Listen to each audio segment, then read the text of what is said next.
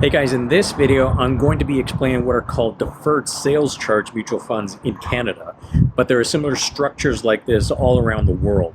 Sometimes they're called back-end loaded funds or declining sales charge funds, but what I wanted to explain was the general mechanism which is used around in many different jurisdictions around the world. Now, not all mutual funds are sold like this, but again, I thought it was important to explain. Hope you enjoy it. Mutual funds with deferred sales charges, or DSC funds. Investors can sometimes be unpleasantly surprised to find out that selling their mutual funds can come with stiff redemption charges that they didn't remember agreeing to. These charges are known as deferred sales charges, or DSCs. Here's an example of how a typical deferred sales charge mutual fund might work. Let's start by listing all the parties involved in this transaction first. You are the investor. You are buying a mutual fund. The mutual fund you are buying is managed by a mutual fund manufacturer. Your financial advisor sells you the mutual fund, and the financial advisor works for a financial institution known as an investment dealer.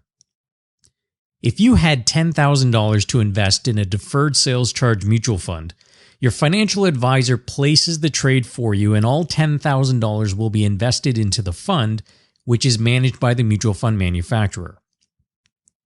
A 5% commission, which equals $500 in this case, is paid by the mutual fund manufacturer to the investment dealer, who then splits it with the financial advisor. The question we need to answer is, where does this $500 come from if all of your $10,000 is deposited into the fund? The mutual fund manufacturer will typically borrow the $500. They cover the payments on this loan out of the management fees they charge to you for running the fund. The rest of the management fees go toward the operation and profit of the mutual fund manufacturer. After a number of years, they will have paid off their $500 loan, including interest. But what happens if you decide to take your money out of the mutual fund after 1 year? The mutual fund manufacturer will still have close to $400 to pay off, for example, but they are no longer collecting a fee from your holdings. That's where deferred sales charges come in. These are charges directly incurred by you when you sell your holdings. Deferred sales charges are charged according to a schedule such as the following. If you were to sell your holdings within the first year, you might be charged 6% of the value of your holdings to sell. Sell in year 2 and that rate might drop to 5%. Over time, usually 7 years, that rate eventually drops to 0, and thereafter there will be no deferred sales charges to sell your holdings. So let's assume the fund didn't change in value over the course of 1 year and is still worth $10,000, but you decide to sell your holdings at the start of year 2.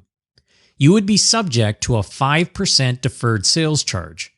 5% times $10,000 is $500, which allows the mutual fund manufacturer to pay off the loan they took out to pay the commission to your financial advisor and their investment dealer.